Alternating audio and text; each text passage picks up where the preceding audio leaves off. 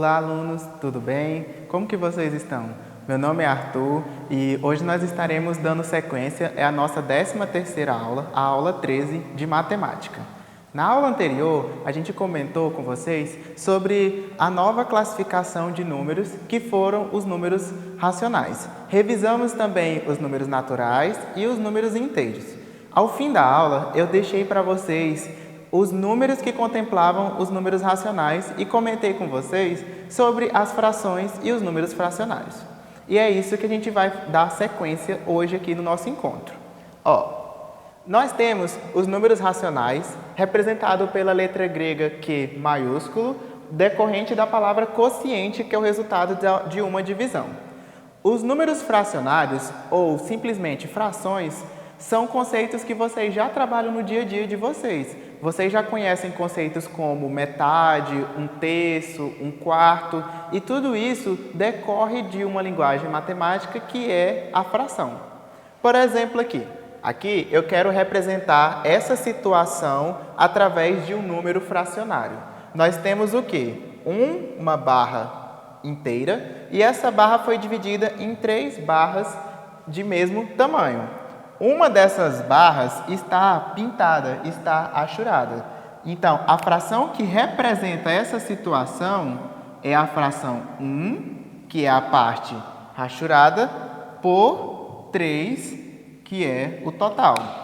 Fração, 1/3, como eu comentei com vocês, já são conceitos que vocês já conhecem. Mas como que isso entra nos números racionais? Vamos novamente à definição formal que a gente trabalhou na aula passada de números racionais. Qual foi a definição formal que a gente atribuiu aos números racionais? A gente disse que os números racionais é o resultado de uma divisão, ou seja, uma fração de 2 números inteiros, sendo o número de baixo, que a gente vai falar melhor sobre ele daqui a pouco, um número diferente de 0. Então, ok, professor, o senhor está me dizendo que isso aqui é uma fração. O que eu sei sobre essa fração? Vamos fazer aqui um breve resumo e uma breve revisão sobre frações. O número inteiro vai ser uma fração do tipo A dividido por B. Isso é um número racional, sendo A e B inteiros. Então, o A pode ser o número 0, o número 1, o número menos 1. O B só não pode ser o número 0, mas qualquer outro valor ele pode ter. O que acontece aqui nessa fração? O A e o B, eles vão receber nomes especiais. Que nomes são esses? O A é o número que está em cima da minha barra da fração. Como ele está em cima, ele é chamado de numerador. Já o B, que está embaixo da minha fração, ele está embaixo da barra da fração, ele é chamado de denominador. Por que é importante a gente saber os nomes de cada um dos elementos de uma fração? Para facilitar a comunicação. Se algum conceito que eu for falar para vocês, eu falar, pessoal, o numerador da fração, então vocês já sabem que é o número de cima. Se eu falar o denominador de uma fração, vocês já sabem que é o número de baixo. Então, o que eu posso mudar aqui um pouco a minha definição. Eu posso dizer que os números racionais é o resultado de uma divisão, é uma fração, cujo numerador e denominador são números inteiros e o denominador é diferente de 0. Tendo em vista esse conceito em mente, a gente tem então algumas consequências disso tudo. Por exemplo, que consequência a gente tem?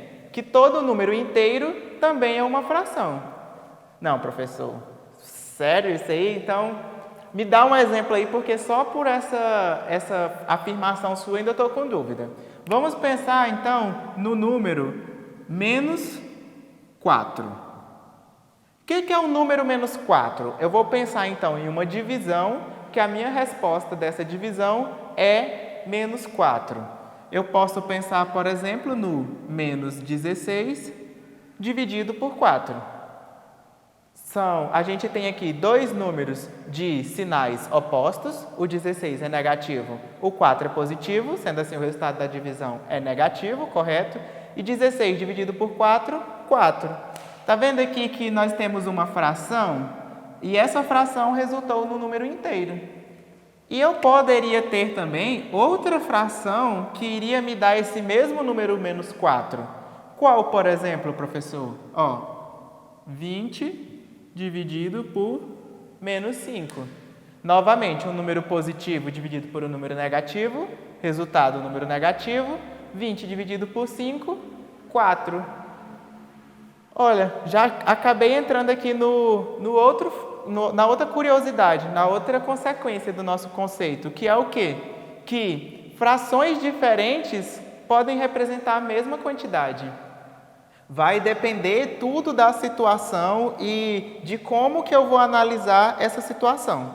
Então, aqui a gente teve, por exemplo, uma fração cujo denominador era 4 e outra cujo denominador era menos 5, e ambas eram equivalentes a menos 4, que é um número inteiro. Então, tendo em vista esses conceitos de fração, tudo isso que a gente revisou aqui, tem alguns termos e alguns nomes que são muito importantes a gente ter em mente e a gente saber o seu significado para entender questões, para entender conceitos que vão vir pela frente. Por exemplo, o conceito de simplificação. Simplificação vai estar associada ao quê? Eu não havia comentado com vocês que várias frações podem representar a mesma quantidade? Não é qualquer fração, tem uma fração específica. Para simplificar, o que eu vou fazer? Eu vou reduzir os números que representam o numerador e o denominador da minha fração, dividindo tanto o numerador quanto o denominador pelo mesmo fator. Equivalência é como se fosse um processo mais contrário. Eu posso também simplificar a fração, só que eu posso aumentar o valor tanto do denominador quanto do numerador. De que forma? Se na simplificação eu estava dividindo, na equivalência eu posso multiplicar essa fração. Por exemplo, um exemplo para simplificar. Vamos pensar na fração 16 sobre 8.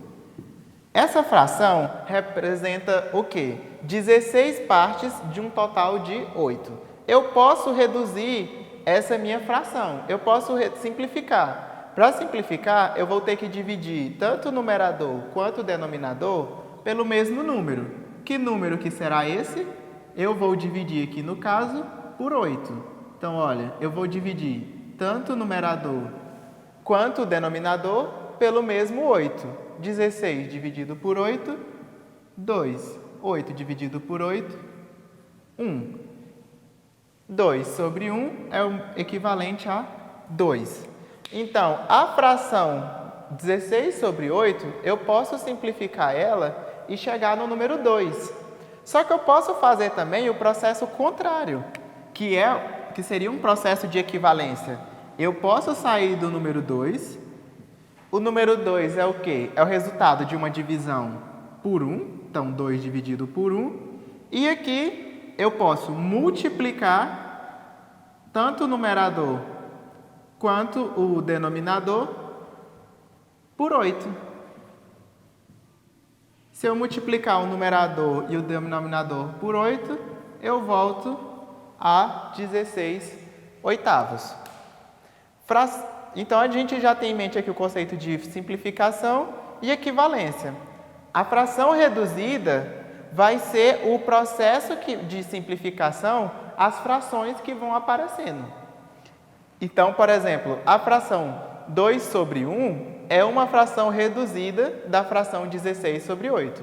Já que eu dividi numerador e denominador pelo mesmo valor, então eu acabei diminuindo, eu acabei reduzindo os valores do numerador e do denominador. E a gente chega então no conceito de fração irredutível, que é quando eu chego na última fração, a minha fração simplificada, que ela não pode mais ser simplificada. A única forma que eu teria de dividir ela seria que se eu dividisse pelo número 1. Bom, pessoal, a gente começou então falando um pouquinho sobre frações e agora a gente vai entrar mais especificamente num tipo muito comum de fração, que vai ser a fração para representação decimal. A representação decimal ela é muito utilizada, por exemplo, para medir alturas. Por exemplo, a minha altura, eu preciso de uma unidade de medida diferente do número inteiro, porque a minha altura é um número entre 1 e 2, entre 1 metro e 2 metros. Então, eu vou ter que precisar de outra unidade que seja menor do que a unidade, já que ela vai ter que estar entre 1 e 2, para calcular a minha altura. Isso pode acontecer também com o meu peso. Para calcular o meu peso eu posso precisar, mas o mais comum que eu creio que vocês lidem no dia a dia de vocês é com a representação decimal envolvendo dinheiro. Vamos pensar aqui então nessa quantia que é de R$ 4.315,52. Eu imagino que vocês consigam ler isso aqui e eu quero que vocês pensem comigo aqui, tentem criar essa linha de raciocínio comigo para a gente entender por que a gente lê esse número dessa forma. A gente lê esse número, por exemplo, se eu for separar aqui só o 4.315, eu leio dessa forma porque eu tenho 4 vezes 1.000 mais 3 vezes 100 mais 1 vezes 10 mais 5. Eu tenho aqui uma relação de ordem onde o meu 4 é o algarismo da unidade de milhar, o meu 3 da centena, o 1 da dezena e o 5 da unidade. Por isso esse número fica 4.000, porque é da unidade de milhar, 300 da centena e 15, que é da dezena e unidade. E de onde surgiu o centavo? Por que eu falo centavo? Eu falo centavo, o centavo surgiu da fração decimal. O que é uma fração decimal? Vai ser uma fração cujo denominador é um número que ele pode ser representado na base 10. Como assim na base 10, professor? O 10, o 100, o 1.000, o 10.000, o 100.000, 1 milhão. São esses números que começam por 1 e tem zeros após ele. Ok? Por exemplo, aqui eu tenho a fração decimal 1 sobre 10. Como que eu encontro o número decimal equivalente à fração 1 sobre 10? A gente retoma lá o que a gente fez na aula passada, que a gente vai ter que fazer então a divisão. Eu armo aqui a divisão de 1 por 10. O que acontece aqui na minha divisão de 1 por 10? Eu não consigo dividir aqui porque o meu 1 é menor que o 10. Então, eu estou precisando de uma unidade de medida, eu estou precisando de um número que seja menor que a unidade. Aqui o 5 era a minha unidade. Eu preciso de um número menor que a unidade. Então, eu vou diminuir esse número. Para diminuir, eu vou colocar a vírgula. Então, acrescentei o 0 e a vírgula e acrescentei o 0 aqui. 10 dividido por 10, 1. 1 vezes 10, 10. 10 menos 10, 0. Então, a fração decimal 1 sobre 10 é equivalente ao número decimal 0,1. E eu leio esse número como 1 décimo. Então, daqui a gente surge a palavra décimo e eu sei então que eu vou precisar de uma unidade de medida menor que a unidade e a primeira unidade de medida menor que a unidade é o décimo. Fazendo esse mesmo processo de divisão, eu consigo resolver as minhas outras frações decimais. Por exemplo, a fração 1 sobre 100.